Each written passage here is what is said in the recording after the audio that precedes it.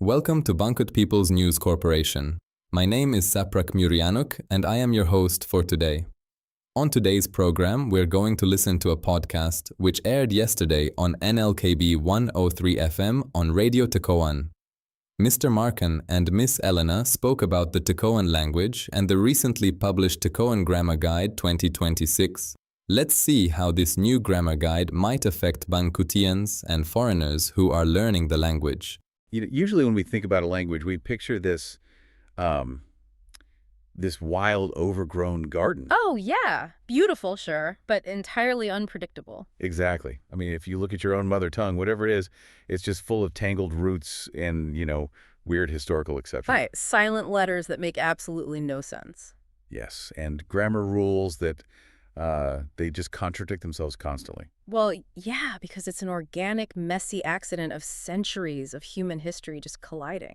I mean, people migrate, cultures mix, and the language just absorbs all that chaos over hundreds of years. Yeah, and we just accept it, right? Yeah. Because that's simply how human communication evolves. We do. It's just what language is. But what if, and bear with me here, what if instead of that wild, unpredictable garden, a language was built like a hyper-modern, perfectly engineered smart city? A smart city. I like that. Right. What if a nation decided to bring in the bulldozers, clear out all those centuries of linguistic weeds, and deliberately re-engineer its entire mother tongue from the ground up? Just to perfectly integrate with the digital age. It sounds like a sci-fi thought experiment, honestly. It really does, but it's happening right now. Yeah. Like in real time. Yeah, we are witnessing this incredibly rare, deliberate act of national reinvention through vocabulary and syntax. And that brings me to this, akisa. Akisa. That's the most common way to say hello in the language we're exploring today. So, welcome to a brand new deep dive. Today, you and I are unpacking the modernized Tekoan language. Which is known natively to its speakers as Takai. Takai, right. And we have this extraordinary stack of foundational documents from the year 2026 to guide us through this. It's quite a stack. Yeah, we've got the new standard Tekoan English Dictionary, the grammar guide, the official vocabulary list, and the modern phrase book. And, we should probably clarify right away that what we're about to explore here, it's not just some academic lesson on verbs and nouns. No, not at all. These documents actually provide a window into the Kingdom of Bahnkut's, their highly calculated national strategy. Yeah, by rebuilding their language, they're basically writing the source code for a modernized nation. Exactly, optimizing their culture to just thrive in this globalized, algorithm-driven future. And every incredible piece of engineering needs a lead architect. So for the Takai language, that visionary is Professor Dr. Markan Sjefahan. Right, Professor Sjefahan. Yeah. He holds a doctorate in Tekoan language, and he serves as the driving force at the Bahnkut Tekoan Language Institute. Which is housed at the University of Haran, or ULHH for short. ULHH. And his career there is just fascinating. It really is the anchor for this entire endeavor. I mean, he's an academic, yes, but he was given a mandate that goes way beyond just, publishing theoretical papers. He had a real-world mission. Exactly. He took on the leadership of the Institute with a highly practical goal, which was to standardize, record, and aggressively promote Takai for a rapidly globalizing world. Wow. The government essentially handed him the language and just said, modernize this. Which is wild, because a dictionary is usually just a passive record of how people already speak, but his dictionary feels completely different. Oh, it's totally different. I'm looking at the Innocence Standard Tekai Yengai Bujen. The new standard Tekoan English Dictionary. Right. And right on the cover, it is literally stamped with the label Version 2026. With a trademark symbol. Yes, a trademark symbol on the year. A dictionary with a trademarked version number sounds way more like a software update than a cultural artifact. Well, and that's entirely by design. The institutional weight behind this text is immense. It was formally approved by the Institute on May 19th, 2025. Okay. And it represents this massive government project of the Kingdom of Bahnkut, officially abbreviated as BHB, by the way, to standardize their language, or Rumu. But wait, pulling a new dictionary out of thin air is one thing. How do you actually get millions of people to adopt it? Right, the adoption problem. Yeah, because the preface of this dictionary contains a really bold promise. It has over 250 foundational entries, and it explicitly guarantees that mastering this book will allow you to become fluent. And the Tekoan word for fluency is bukana. Bukana. So it says that achieving Bukana allows you to, and I'm quoting here, enjoy all the privileges of living in Bahnkut. And that phrase right there, that is the key to understanding the whole project. I mean, when a dictionary literally guarantees societal privileges, isn't it functioning more like a legal constitution? In a way, What does that actually mean for, say, a citizen or an immigrant? it means the barrier to entry for the society has been very clearly codified. Professor Sjefahan collaborated closely with other academics at ULHH on this. Like who? Well, notably, Professor Bakash Oroz, who extensively researched the relationship between Tekoan and globalization. Oh, interesting. Yeah, they recognize that if you want international businesses to invest and if you want your citizens to thrive in a global market, your language just cannot be this impenetrable fortress of ancient idioms. Right, so this dictionary acts as like a cultural passport. Exactly, a cultural passport. By clearly defining how to achieve Bukana, the government is basically stating that participation in their economy, navigating their bureaucracy, gaining social mobility, All of it. all of it is directly tied to learning this specific, standardized version of the Oromo. Okay, so you hand out this passport, but if the words inside that dictionary are still a tangled historical mess, the passport is just too hard to use. Right. So did Sjefahan and his team actually change the words themselves? They absolutely did. Wow. Yeah, the morphology, like the actual physical structure of the words in Tekay, is where Sjefahan's institute applied some truly radical scientific thinking. Let's get into that. So let's start with the alphabet.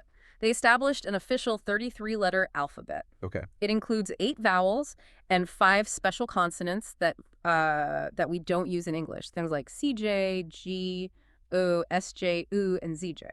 I also noticed this very specific rule about the letter Y. They use it exclusively as a buffer vowel when 2 other vowels meet in a sentence.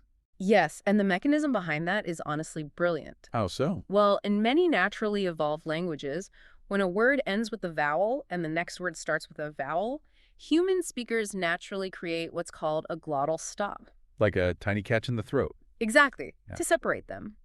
But the Y buffer in Tekay artificially eliminates that stop, so it ensures a continuous flow of sound. Oh, wow. And this isn't just about sounding pretty. It dramatically reduces errors for machine speech-to-text algorithms. You're kidding. No. Algorithms often struggle to parse those tiny gaps in audio data. So they are literally patching human speech patterns for better machine transcription. Yes, they are. That is insane. And that leads right into the word root system, which, honestly, it blew my mind. Oh, it's so cool. They re-engineered the vocabulary based on the physical mechanics of the human mouth. Can you give me an example of how a modern Tekay word is actually built? Sure. So Professor Sjefahan's team categorized consonants by where they are produced, the front, middle, or back of the mouth. The rule they instituted is that word roots must be formed by what is physically easiest to pronounce in a single continual airflow.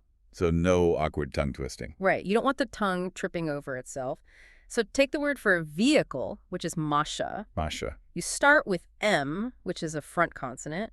Your mouth naturally opens to SJ, which is a low front consonant, and then it resolves on the large vowel A, MSJA, masha. Masha. It really does just physically glide out of the mouth. Exactly. It's linguistic ergonomics. Like, they designed the vocabulary for maximum physical comfort. Precisely. And they applied this exact same systematic approach to the vowels. Oh, right, the big and small vowels. Yeah. They classified them into 2 distinct categories. The big vowels, A, E, I, and O, are utilized for positive meanings or foundational grammatical bases. Okay. And the small vowels, O, U, U, and Y, are assigned to negative concepts or they're used as trailing suffixes. And that binary categorization creates this incredible contrast in the vocabulary list. Yeah. I mean, on one page, you have these deeply reverent ancient terms that still form the historical bedrock of the language. Right. For example, Amje Bujan, which translates to the Book of God. Beautiful term. But sitting right alongside it, built with these same ergonomic sonetic rules, are terms hyper-engineered for the 2020s. Like, you have Kompaska for computer, Yeah. and you have Imarkanen Ushjunan, which means artificial intelligence. And that contrast really reflects Professor Sjefahan's ultimate vision for ULHH's project. So. By organizing the building blocks of the language this way, making the phonetics inherently satisfying and logical, he guarantees that, say, a foreign investor or a new student can look at a really complex term like Markan and Miss Elena. Which looks intimidating on paper. Right. but they can understand the phonetic rules and pronounce it perfectly on the first try. It is psychologically powerful. Yeah, if a language feels easy to say, people are just more willing to speak it. Exactly. But, re-engineering individual words for physical comfort is one thing. Language isn't just an isolated list of sounds. It's how you structure your thoughts. Right, the grammar. Yeah, and this is where I need to push back a bit. Because the grammar guide reveals this massive, deliberate earthquake in how the language operates. Ah, the syntax shift. Yes. The Kingdom of Bahnkut formally decreed that the official Tekoan syntax rule would change from SOV, subject-object-verb, to SVO, subject-verb-object. Which is a huge deal. It is. I want you, the listener, to imagine your government declaring tomorrow that you have to fundamentally rearrange the order in which you construct your thoughts. It's hard to even picture. The guide gives this clear example. Under the old system, a citizen would say, Go orumu tekai hanashel. Literally translated, I, the Tekoan language, speak. Right. But under the new version 2026 system, they must say, Go hanashel orumu tekai. I speak the Tekoan language. Yeah. How does a country justify forcing millions of people to flip their sentence structure overnight? I know, it is an enormous cognitive shift. And, history shows that top-down constructed languages usually fail because people naturally resist that kind of unnatural change. Exactly. So why do it? To understand the why behind this, we have to look at the research of Sjefahan's colleagues at the Institute.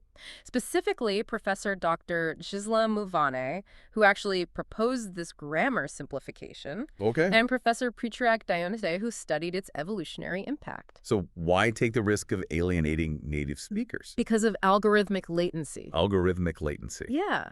Think about how real-time AI translation works. If you are translating an SOV language where the verb is at the very end of the sentence, the computer's memory buffer has to hold the entire sentence in suspense. Oh, waiting for the final word to understand what the subject is actually doing to the object. Exactly. And that creates a processing delay. I see. So if the sentence is really long, the translation software literally cannot start translating the action until the person completely stops speaking. You nailed it. But subject, verb, object, SVO, that's the syntax of English, Mandarin, and Spanish, the dominant languages of global commerce. Right.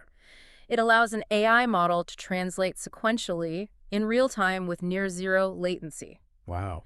So by officially shifting Tekai to SVO, Bahnkut deliberately optimized its language for global translation engines. They essentially patched the language so their citizens could interface flawlessly with international software. That is staggering. So we have an entire language rebuilt to run smoothly on modern digital infrastructure. Yeah. But I mean, if you optimize a language for machines, doesn't it become incredibly rigid and robotic for the humans who actually have to speak it? Like, how does a person express a complex thought without just sounding like a line of code? And that brings us to how everyday grammar operates in Tekai. It is an agglutinative language. Agglutinative, meaning it glues things together. Basically, yeah. Instead of creating thousands of unique, irregular words for every single concept, the language relies on a core root word, and then you just append specific suffixes to change its function. Okay. Think of it less like a dictionary of random words and more like applying computational tags or parameters to a core data file. Let's walk through that linguistic math. I I was looking at the verb structure, and it is beautifully streamlined. Very elegant. The infinitive form of a verb always ends in the suffix e. So the root for go becomes Gary. To sit is Avanda. To teach is sick. Right. And if you want to make it negative, you don't need to memorize entirely new auxiliary verbs. You just append the negative parameter, which is a frist. So if sijiji means to be, sija simply means not to be. And noun cases stack with that exact same predictability. How so? Well, you start with your base noun. If you want to make it plural, you append the tag. Right. To make it possessive, you append ja. If it involves direction, you add ajaras. If it involves a location related to the noun, you append the locative suffix, erva. This is where it gets genuinely fun to play with. Yeah. Let's take the word for vehicle again, Masha. You append the locative tag erjava, and you get mazjarva, the place of the vehicle, a garage. Yeah. Or take the word for language, or rumu.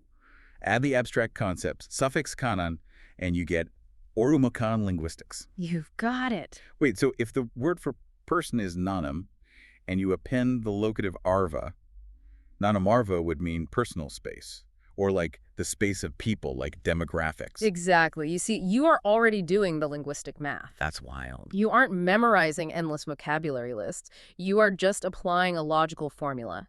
And this modular approach, it directly reflects a core philosophy of Sjefahan's institute. Knowledge is only valuable if it can be easily applied. That makes so much sense. By eliminating rote memorization and maximizing these predictable data tags, the institute democratizes fluency. They basically remove the traditional gatekeeping of ancient languages and make Bukana achievable for anyone willing to learn the basic parameters. Well, theory and engineering are fascinating, but ultimately language is about human connection. We've looked at the underlying code, the vowels, the syntax, the suffixes.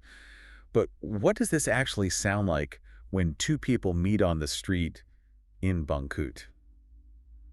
I really want to dive into the new Tekoan phrasebook. Oh, the phrasebook is perhaps the most revealing document in the stack. Really? Because it shows us the living, breathing culture of Bahnkut as it exists right now in 2026. Okay, let's walk through a typical interaction. You step out of your Misjarva in the morning, you see your neighbor and you say, Sazbasam, good morning. Sazbasam. Then you ask, Gafesitan, how are you? And they respond naturally, just Sazba. I am fine.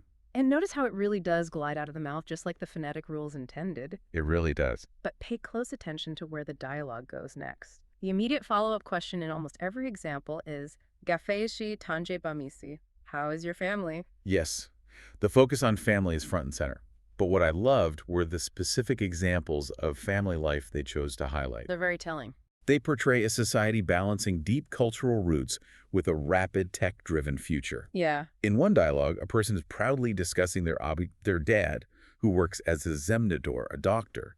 In another, someone asks about a friend who is studying Rukan ASEAN J Orumbukan East Asian linguistics, while simultaneously working as a polican, a police officer, right, and taking classes at the Technological and Agricultural University of Muvon. And if we synthesize those dialogues, they are painting a very specific sociological picture. What do you mean? The language is explicitly designed to honor its history.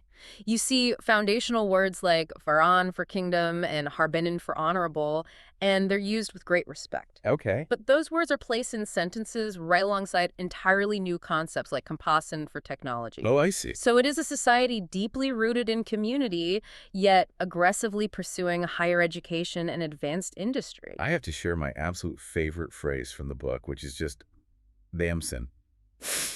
It simply means thank you. Yeah.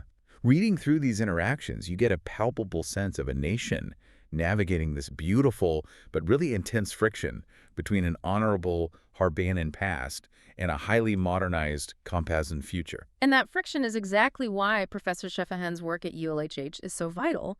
It's not a sterile academic exercise happening in a vacuum somewhere. Right. It is the reality of a nation defining its identity.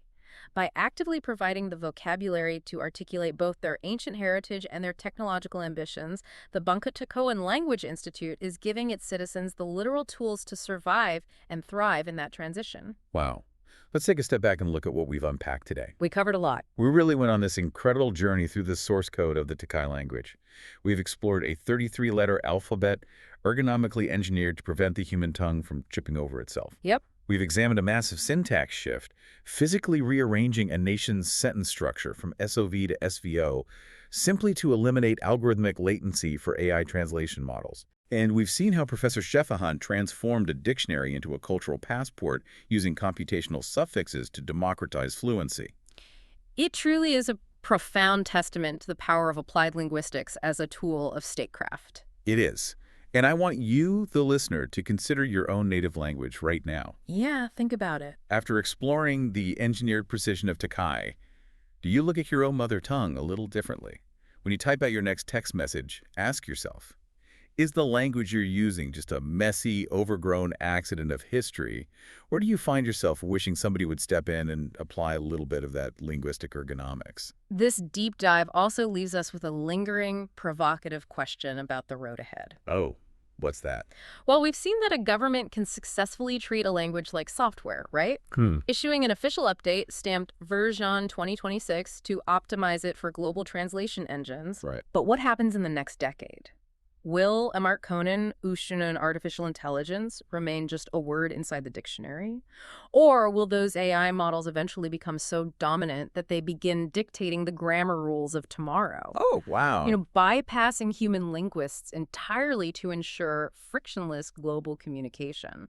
If we are altering our syntax today to accommodate the algorithms, it stands to reason the algorithms might just engineer the language for us tomorrow. Exactly. That is an incredibly wild thought to leave on, but we are going to pack up our linguistic bulldozers and leave the garden for today.